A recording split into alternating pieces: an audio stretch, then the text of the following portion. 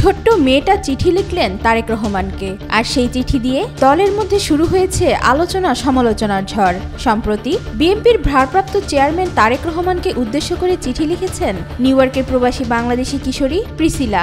সামাজিক যোগাযোগ মাধ্যমে ভাইরাল হওয়া এই চিঠিতে দলীয় নেতাকর্মীদের দায়িত্ব জ্ঞানহীন বক্তব্য ও কর্মকাণ্ডের কঠোর সমালোচনা করা হয়েছে। ঈদের শুভেচ্ছার মাধ্যমে শুরু হওয়া স্ট্যাটাসের শুরুতেই তারেক রহমানকে শ্রদ্ধা ও ভালোবাসা জানান প্রিসিলা। এরপর তিনি লেখেন, আমি তেমন গুরুত্বপূর্ণ কেউ নই, কিন্তু দীর্ঘদিন ধরে আপনাদের পক্ষ নিয়ে কথা বলছি, এজন্য বহুবার হয়রানির শিকার হয়েছি, যা আমার কাছে নতুন কিছু নয়। তবে এখন নতুন একটি বিষয় আমাকে অবাক করছে। আপনার দলের কিছু কর্মী ও সমর্থক যখন তখন আমাকে জামাত বলে অভিহিত করছে। মনে হচ্ছে তারা যেন আমাকে জোর করেই জামাত বানিয়ে ছাড়বে। যদিও আমি জামাতপন্থী হওয়াকে কোনো অপরাধ মনে করি না, তবুও এই আচরণ আমাকে হতাশ করে। তারেক রহমানের দৃষ্টি আকর্ষণ করে প্রিসিলা লেখেন, আপনার দলের শীর্ষ নেতারা দলের নিয়ন্ত্রণে সম্পূর্ণরূপে ব্যর্থ। আমার ব্যক্তিগত বিশ্লেষণে দেখেছি আসন্ন নির্বাচনে আপনার দল সবচেয়ে বেশি আসন পেতে পারে, কিন্তু কিছু নেতার অযাচিত বক্তব্য ও কর্মকাণ্ডের কারণে দলের সুনাম ব্যাপকভাবে নষ্ট হচ্ছে। আজকাল আপনার দলের বড় বড় নেতারা এমন সব বক্তব্য দিচ্ছেন যা তাদের মর্যাদার সঙ্গে যায় না, ফলে তরুণ সমাজ ও শিক্ষিত শ্রেণীর মধ্যে দলের গ্রহণযোগ্যতা কমছে।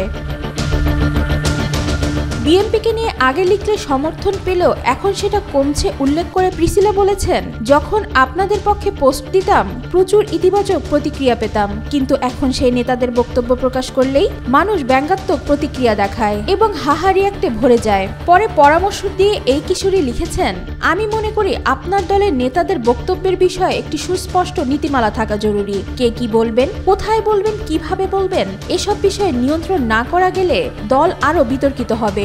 বর্তমানে কিছু নেতা এমন বক্তব্য দিচ্ছেন যা তাদের মানসিক সুস্থতা নিয়েও প্রশ্ন তোলে। তারা একদিন এক কথা বলেন, আরেকদিন আরেক কথা বলে দলকে অস্থিতিশীল করছে।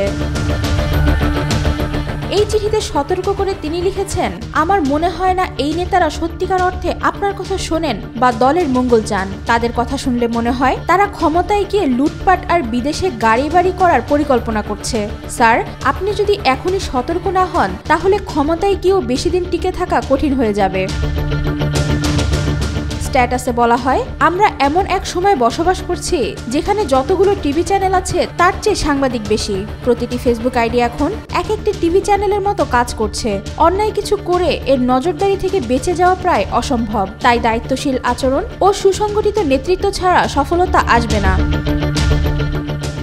তারেক রহমানকে উদ্দেশ্য করে সর্বশেষ তিনি বলেন, আপনি আমাদের গুরুজন, আপনি আগামী রাষ্ট্রনায়ক।